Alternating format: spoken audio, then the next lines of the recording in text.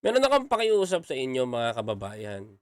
Yung mga galit dito kay Kong Martin at nadadamay dun sa hidwaan ni Sara tsaka ni PBBM, ay ni Sara at ni Martin, ni Kong Martin, ito tandaan ninyo, okay, mga kababayan ko. Tandaan niyo 'to sasabihin ko sa inyo. Always remember these words came from me. Lagi ko sasabihin sa inyo 'to. Pilitin niyong mag-ayos 'tong dalawa, mga kapatid. Pilitin niyo. Pilitin natin, 'wag natin pagsabungin, mga kababayan. Kasi mga kapatid, hangga't maaaring napag-aayos natin 'to, walang hahadlang sa gusto ng pangulo, mga kapatid. Walang hahadlang sa gusto ni VP Sara, mga kapatid. Dahil, mga kapatid, kung itong tao na 'to ay maraming ginagawa at katuwang ng pangulo, what if pa si Sara, si VP Sara? Yung gusto ng iba magtalo yung dalawa, ang gusto ng iba, mag-away 'tong mga 'to. Tandaan ninyo 'pag nag-away 'tong mga 'to at nagbangayan 'tong mga 'to, delubyo. Kita niyo nangyayari, 'di niyo ba napapansin, mga kapatid? Ang kaalyado, binabanatan na rin, SMNI. 'Di ba, ginigisa isa-isa sila, 'di ba? Nagbabawian. Yan ba yung gusto niyong politika? Yan ba yung gusto niyong unity? O gusto niyong buwagin na natin yung unity?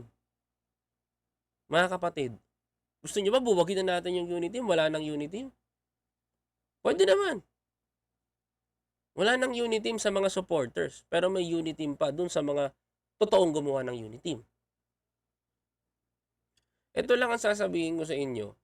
Yung gusot ni Martin, gusot ni Sara, mga kapatid, malalim yan. Pero time will come, maghihilom yan. Magbabati yan.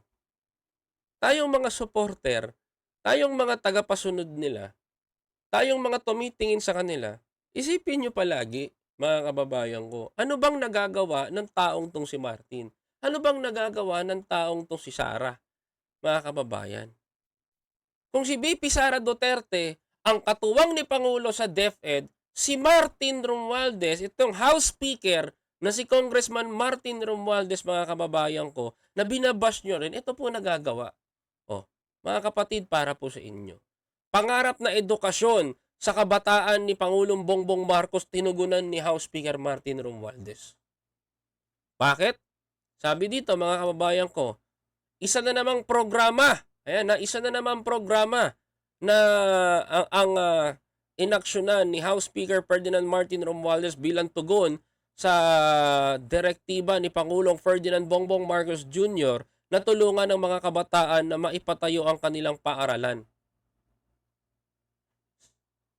Mga kababayan ko, kung si VP Sara Duterte nagtatrabaho para sa bayan kasi trabaho niya as a Vice President and sa Deputy Secretary ay ang magpatayo ng mga paaralan. Ganon din si Congressman Martin as a congressman and a House Speaker ng Kamara. Gusto niyo ba magkaaway sila? Tatanungin ko kayo, gusto niyo magkaaway tong dalawa? Magbabangayan tong dalawa? Gusto niyo ba? Of course, hindi. Sabi dito mga kababayan ko, pinangunahan ni House Speaker Martin Romualdez ang panglulunsad ng inaugurated scholarship and incentives program o ESIP for the youth for the youth, isang inisyatibo ng Office of the Speaker na katuwang ng Administrasyong Marcos. Ang pilot launch ng programa ay inilunsad nitong Sabado sa West Visayas State University Cultural Center sa Iloilo, mga kababayan. Sige nga, tanungin ko nga kayo, maganda ba mag-away sila, mga kapatid? Sabi naman dito mga kababayan ko, sa utos ng ating Pangulong Ferdinand Bongbong Marcos Jr. at sa pakikipagtulungan ng iba't ibang ahensya ng gobyerno, mga kababayan ko, sabi dito sa iba't ibang ahensya ng gobyerno, programa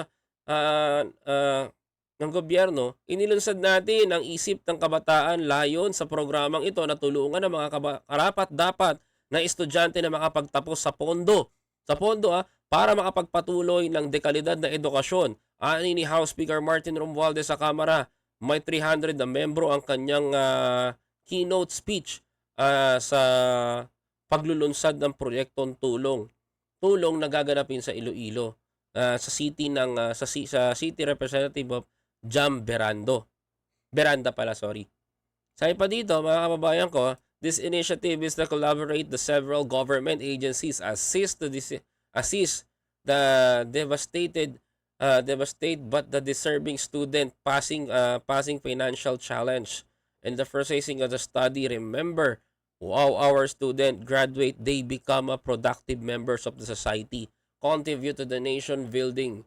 Sabi ni House Speaker Martin Romualdez, mga kababayan ko. Sabi pa niya, mga kapatid, ang ISIP ay isang financial assistance initiative para sa mga estudyante ng High School Alternative Learning System or ALS, Level and Vocational Educational. Ang dami ALS, vocational, lahat dito mga kababayan ko, mga kapatid. Sabi pa dito, kabuuan ng 2,000 na estudyante na lalawigan ng Iloilo ay makakatanggap ng 2,000 pesos tulong na buwan sa loob namin. Tulong na buwan sa loob namin sa buwan mula sa Assistant ng Individual Crisis o Situation o AICS sa Department of Social Welfare. Sabi pa dito mga kababayan ko ang mga benepisyaryo ay makakatanggap ng 15,000 taunang tulong sa ilalim ng tulong dunong program, mga kapag-komisyon ng Higher Education and CHED, mga kababayan. Yun ang sabi, nagtutulungan naman pala. Ayan, mga kapatid, sabi pa dito, eto pa, dagdag pa dito, mga kababayan ko ang mga napiling estudyante ay binigyan din ng slot sa ilalim ng Government Internship Program o GIF, mga kababayan ko, matapos ang kanilang magulang or guardian ay isinasama rin sa tupad program ng Department of Labor and Employment. This is to ensure those students will be equality, become the partners of the nation building. Nakakaganaan pong mag-aral.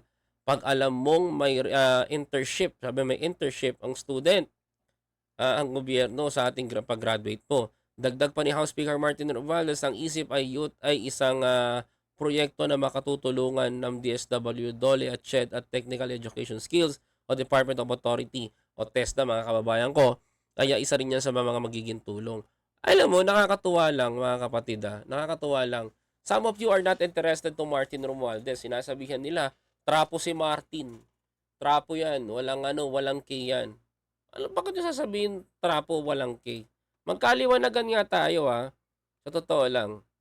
Magkaliwanagan tayo. Gusto nyo malaman? Eto. Sabihan yung trapo si Martin, ganyan. Kasi diyan kayo sanay Gusto nyo makita, mga kababayan ko? Teka lang, si Chonky yan Tingnan nyo to. Totoo to Yung ibang mga content creator na tumitira dito kay House Speaker Martin Romualdez, ang sabi sa kanya, mga kababayan ko, trapo. Bakit, mga kababayan ko? Kasi yung mukha daw ng pag-asawa, si Congressman Yeda, si Congressman Martin, andyan dyan. Trapo daw, trapo. Yung mga nagkakalat ng trapo. Ayan, tingnan nyo Hindi nyo ba nakakalata? Ayan, kitang-kita. Ayan. Ito, kita daw kasi yung mukha nila. Ayan, mga kababayan ko, di naman daw nila pera yan, pera daw ng taong bayan yan. Masyado daw na ginagamit at pina-expose yung kanila. Ganito kasi yan. If I am a politician, or ako man na maging kapitan o barangay kagawa dito sa amin, pag programa ko yan, lalo na takada sa papel, lalagyan ko ng mukha ko talaga. You know what's the reason? To inform my neighborhood na that is my project. Ako yung nag-asikaso niyan. Ako yung congressman na binoto ninyo. Kami yung party list na binoto nyo para makatuwang ng mga Pilipino. To inform. Kasi maraming credit grabber na congressman Ay hindi, binigay yan ni binigay ko yan. Eto, binigay nito. Ganun yan mga kapatid. Hindi yan for the trapolitico style. Kung ganyan. To inform every one of you na ito po ginagawa ng congressman natin. Mas maaalala mo kasi. Subukan mong tanggalan ng walang photos yan. Mga kababayan ko. Bali wala na sa tao yan. 'Di ba? Bakit si Bongo nagprograma nila Duterte, may mukha din nila, 'di ba? Kasi nga, a traditional politician ganyan. Alam mo yung mga nagsasabi kagaya nila Sash, kagaya nila Sash, pera ng taong bayan yan, eh. Pera ng ganito yan, ginagastos nila Martin. Eh, natural. Remember, si Congressman Yeda Romualdez, mga kababayan ko, si Congressman Yeda Romualdez, asawa ni Martin yan. Mga kababayan ko, asawa ni Martin yan. Yung babae na nakikita niyo si Congressman Yeda. Asawa ni Congressman Martin yan. Of course, mga kababayan ko, ang trabaho ni Martin is congressman as, tawag ito, late representative.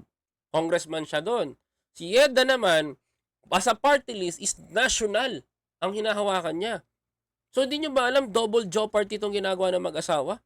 Yung mag-asawa, nakakatulong sa mga pamilya, sa mga partido sa bansa natin. Nakakatulong sa mga kababayan natin.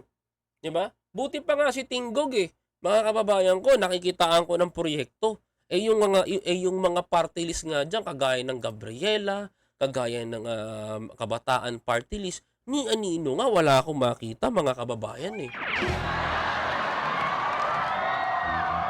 Tapos binabanatan ni Sasrogando Sasot to si Tinggog. Sasabihin ganito, pera ng taong bayan yan. Oo, pera nga ng taong bayan to eh. But they use it as a legal. Legal ang paggamit nila, hindi to illegal. Okay? Magalit kayo kung illegal nila ginagamit eh. Can you imagine mga kababayan ko, yung hawak ng lalaki na, yung hawak-hawak na resibo na yan, kaya bang gawin ng ibang party list yan? Yung pondo, yung pera ng taong bayan, gagamitin nila sa tama. Wala kang pambayad ng ospital? O, sige, bahala si Tinggog dyan. Kunin mo to. Galing sa Tinggog, ito ibayad mo sa ospital. Babayaran namin yung ospital nyo. See, mga kababayan ko, magkano bill? 56,000? Sold. Tinggog ang nagbayad.